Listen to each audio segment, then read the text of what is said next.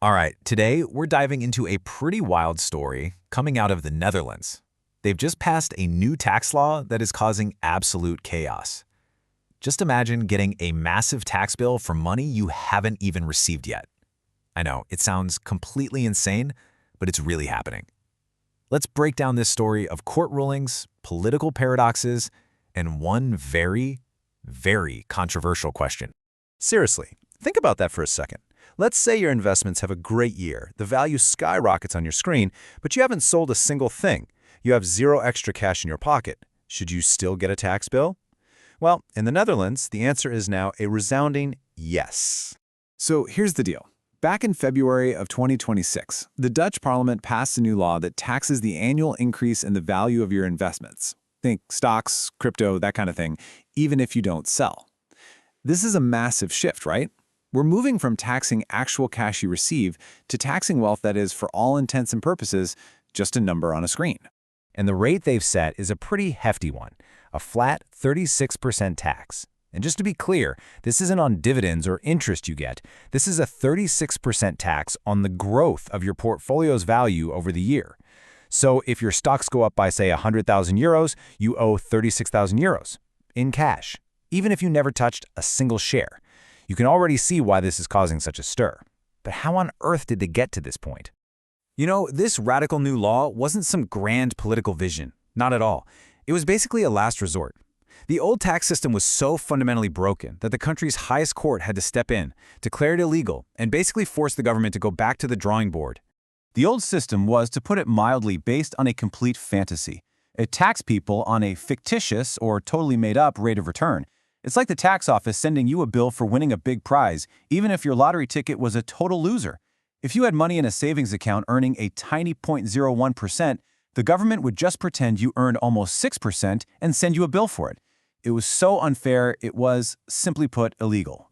And the timeline of this collapse is pretty dramatic. It all kicked off with what they call the Christmas ruling back in December 2021, when the Supreme Court said the system violated basic human rights. The government scrambled to put some band-aids on it, but by 2024, the court just lost its patience. They demanded a tax system based on real returns, which left politicians completely cornered and forced to come up with this new, very controversial law.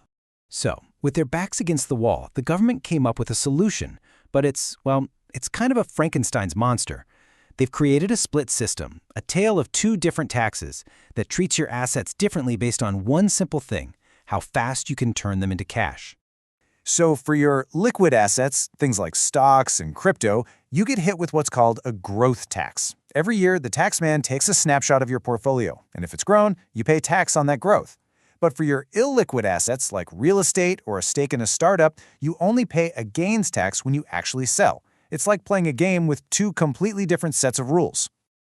So on the surface, you might think, okay, that seems logical, I guess. Well, not so fast. This solution has unleashed an absolute storm of criticism because in practice, it creates some massive problems. So why is it so controversial? Well, the biggest and most obvious flaw is what everyone is calling the liquidity problem. Let's say your portfolio has a fantastic year. Great news, right? But hold on, you haven't sold anything, so that profit is still tied up in your investments. The government doesn't care. They want their cut, and they want it in cash, forcing you to sell off parts of your portfolio just to pay your tax bill. And the problems just keep piling up. The law completely ignores inflation, so you're getting taxed on gains that might not even increase your actual buying power. Then there's the huge volatility risk. Imagine your crypto portfolio soars in December, which creates a massive tax bill for you. But then the market crashes hard in January. Well, too bad, you still owe tax on wealth that has literally vanished into thin air. Now you might be thinking, okay, this is a total mess, but at least it doesn't really kick in until 2028. Well, here's the crazy twist. For all practical purposes, this tax on unrealized gains, it's already here. A bizarre transitional rule means it's a reality for investors right now. And here's the real kicker. For the next couple of years, the government is using a new, ridiculously high fictitious return rate of almost 8%. The only way you can get out of paying tax on that imaginary number is to prove what your actual return was. And the Supreme Court has already said that your actual return includes those on-paper gains. So you're caught in a trap. The new system is already here, just without the official name tag. If you think this story couldn't get any stranger, just hold on. We've now reached the most bizarre part of this entire situation. The very same politicians who voted to pass this law also voted to tear it down before it ever officially starts. Yep. On the exact same day the law was approved, the Parliament also passed something called the Vermeer motion. It formally orders the government to scrap the tax on unrealized gains and replace it with a normal capital gains tax. It's like a referee awarding a penalty, then immediately announcing over the stadium speakers that he's going to review his own decision and will almost certainly cancel it. It makes no sense. So this just creates a state of total legal chaos. A law is scheduled to go into effect in 2028 that the Parliament which passed it has already ordered to be fundamentally rewritten. No citizen, no investor, no expat in the country has any idea what the rules will actually be, which creates this massive cloud of uncertainty over everyone. So, with all this chaos and confusion, where does this new law put the Netherlands on the global stage? As it turns out, this move puts them way out on a limb, in a very, very risky position. Just take a look at their immediate neighbors, Germany, Belgium, France. They all follow the same simple, logical rule. You pay tax when you sell your investments and actually have the cash in hand. The Netherlands is the only one in the region, and one of the very few in the world, trying to tax wealth that only exists on paper.